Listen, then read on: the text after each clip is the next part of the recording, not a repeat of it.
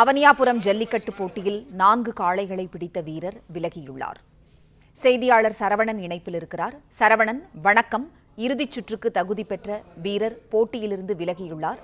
அதற்கான காரணம் என்ன, சொல்லுங்க. அவனியாபுரம் ஜல்லிக்கட்டு ஒரு மணி நேரத்திற்கு மேலாக முதல் சுற்று நடந்தது.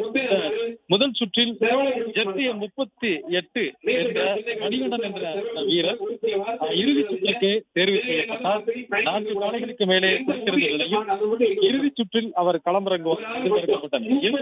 விளையாட்டின் பொழுது காலை குத்தியதில் அவருக்கு காயம். தற்பொழுது தற்காலிக மருத்துவ மையத்தில் அனுமதிக்கப்பட்டு அவருக்கு இறுதிச் சுற்றில் தான் களமிறங்கப் போவதில்லை என்று அறிவித்திருக்கிறார்.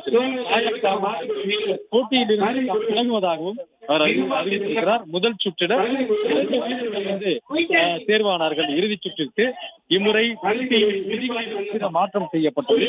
மொத்தமாக 10 சுற்றுகள் நடைபெறும் என்று அறிவிக்கப்பட்டிருக்கிறது. 9 சுற்றுகள் வீரர்கள் சுற்று வாரியாக 9 சுற்று வரை களமிறக்கப்படுகிறார்கள்.